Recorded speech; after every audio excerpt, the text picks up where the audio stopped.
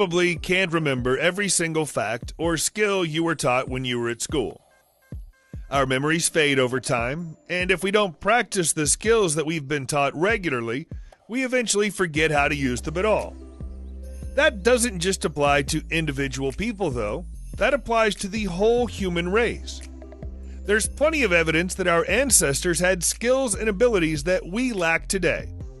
And this video contains all the proof that you'll ever need. In the middle of 2014, a team of archaeologists working at the historical site of Farash in Iran's Samarra Dam Reservoir made a stunning discovery: a human-made water system that's more than 5,000 years old. Although the site is known as a dam, hence the clue in the name, the dam that stands there today is comparatively a recent creation. Nobody had any idea that it sat right on top of a much more ancient waterway, and yet the pipes of that waterway are still there for all to see. Perhaps we shouldn't be so surprised. The ancient Persians were masters at building waterways and were capable of building aqueducts long before the Romans. This waterway isn't an aqueduct, but it's an impressive system of pipes connecting a small pool to the site of an old settlement across a long distance. The pipes appear to have been made from mud baked and shaped in the region. The biggest problem facing the archaeologists now is that they have a race against time to excavate the entire pipeline before the new dam is filled and the old system is flooded forever. Fans of classic movies may already be familiar with the Bocca della Verita from its appearance in the movie Roman Holiday in 1953, which starred Audrey Hepburn and Gregory Peck. In the film, this enormous ancient stone, the name of which translates as the Mouth of Truth, is said to be able to tell when someone is telling lies. All they have to do is place their hand inside the mouth of the sculpture and speak. If they tell a lie, the mouth is supposed to snap shut and sever their hand. Some people believe the story was just made up from the film, and that the stone is nothing more than an ancient and ornate drain cover. But who would go to the trouble of carving the face of the mighty sea god Oceanus in a simple drain cover? And why? We prefer to believe the legends associated with the 2,200-year-old marble disc, which claim that the story in the movie is actually based on an ancient truth. Forget Jerry Springer's lie detectors. This statue was sorting truth from lies thousands of years before Jerry was born. A little over 4,000 years ago, a brand new pigment was invented in ancient Egypt.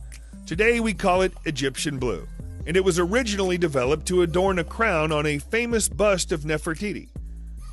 We have no way of knowing whether the chemists who came up with it were aware of what they were doing at the time, but there's far more to this pigment than just a pretty color.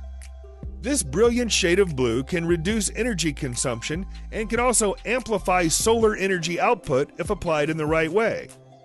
In early 2020, a German research team even used Egyptian blue to create new nanosheets for infrared imaging. To give the substance its proper name, Egyptian blue is a calcium copper silicate and is thought to be one of the first ever artificial colors ever created by human hands.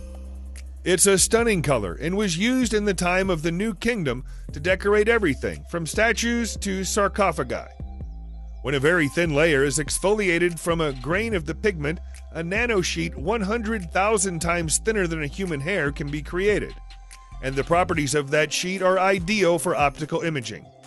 Now that we know that, this ancient substance might be responsible for the next great era of microscopy. Here's a question that occurs to many people who've studied the great Egyptian artworks and monuments of the ancient past. How did they cut through massive, heavy, thick stones and rocks with seemingly the same level of ease we cut through butter today? The largest construction companies in the world would struggle to replicate Egypt's great monuments. Yet we're asked to believe that the ancient Egyptians created them with nothing more than basic hand tools. We're not so sure about that.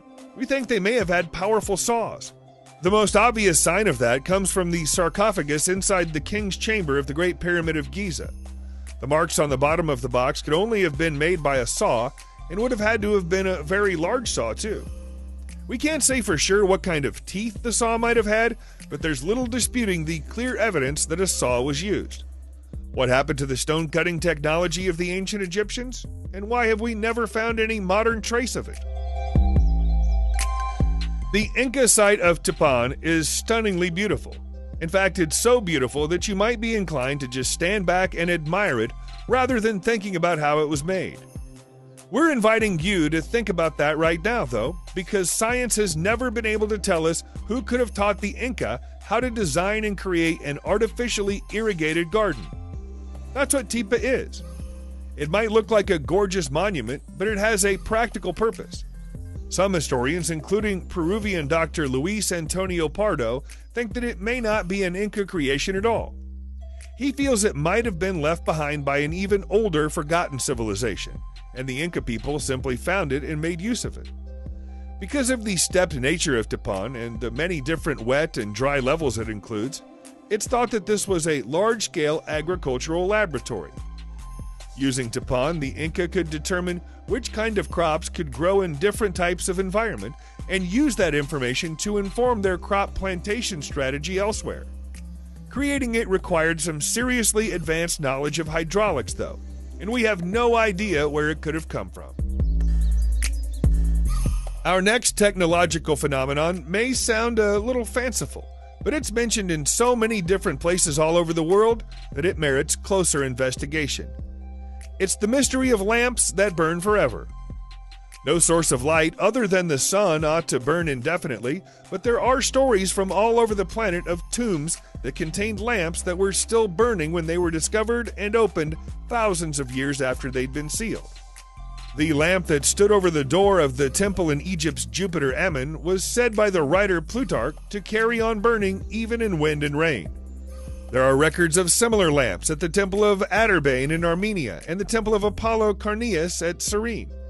They've even been recorded in England, when King Henry VIII turned against the Catholic Church and ordered the destruction of Catholic structures. A tomb that had been sealed since the 4th century was disturbed as the church above it was demolished. Inside that tomb was, as you may have guessed, a lamp that was still burning. Could all of these lamps have been connected to natural sources of gas inside rocks, or did our ancestors know a way of keeping a flame alive for all eternity? Right at the start of this video, we marveled at an ancient water system created by the Persians.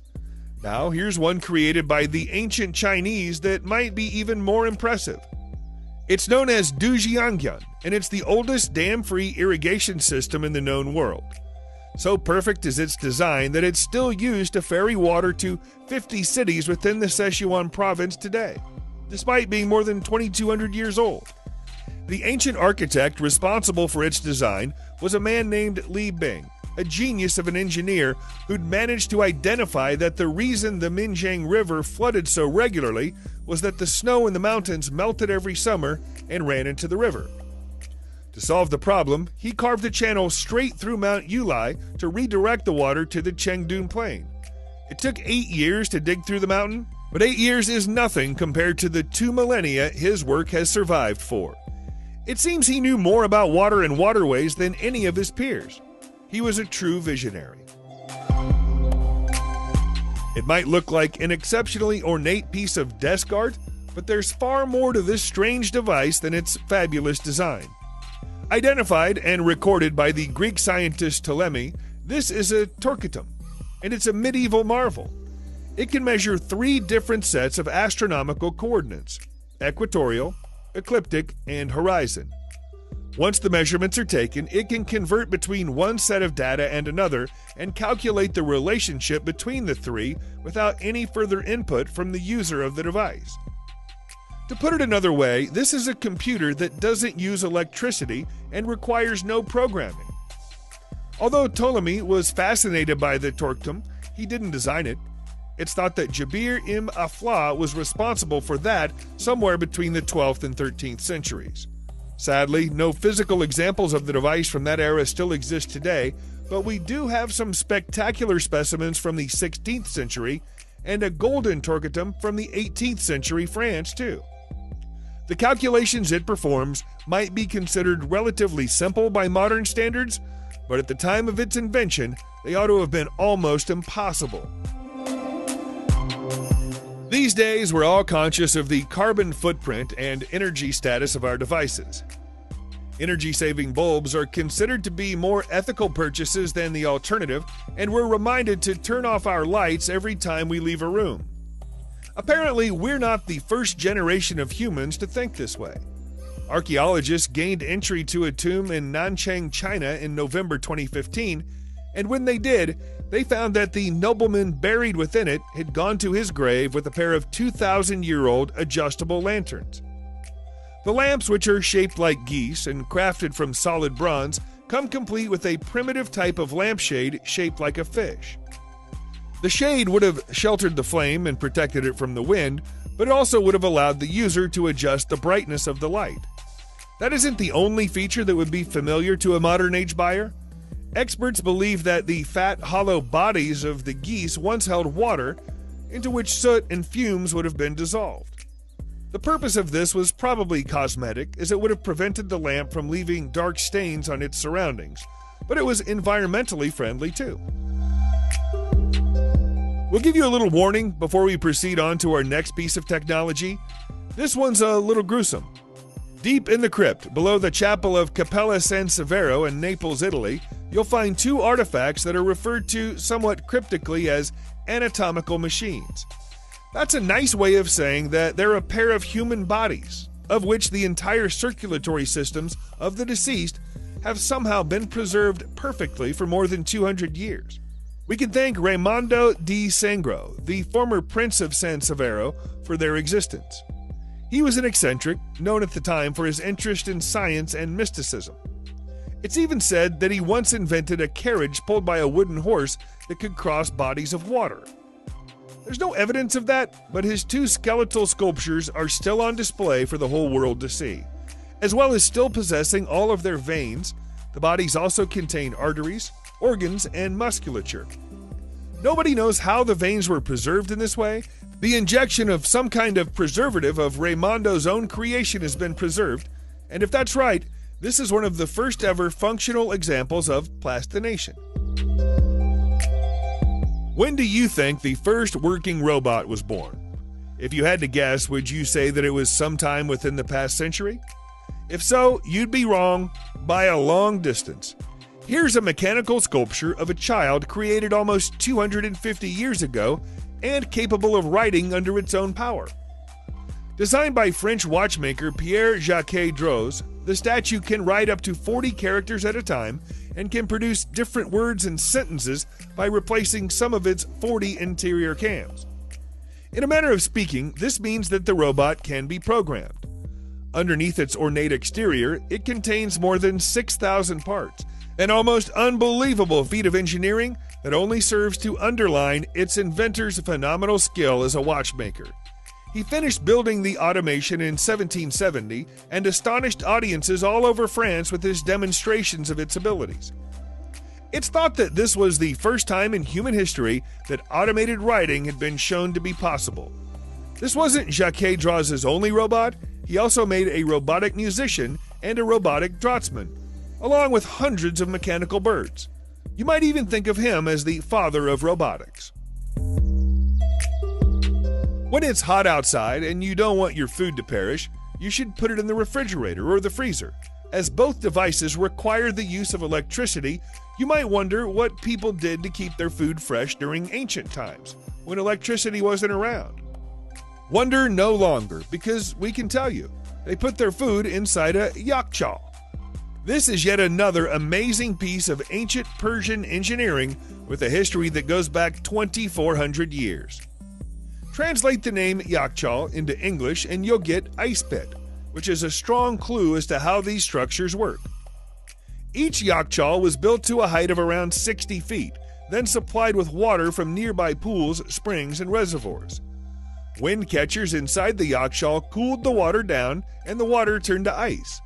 It froze whatever was inside. Even today, the surviving yakchal units are very cold when you walk inside them. To keep the contents of a yakchal safe from the intense heat of summer, the external walls were coated in a mixture of goat hair, clay, and egg white to reflect the heat. That must have made a terrible smell, but it was effective. Subscribe to the channel and turn on notifications, and you will be the first to know when a new video comes out. Thank you for watching, and see you in the next video.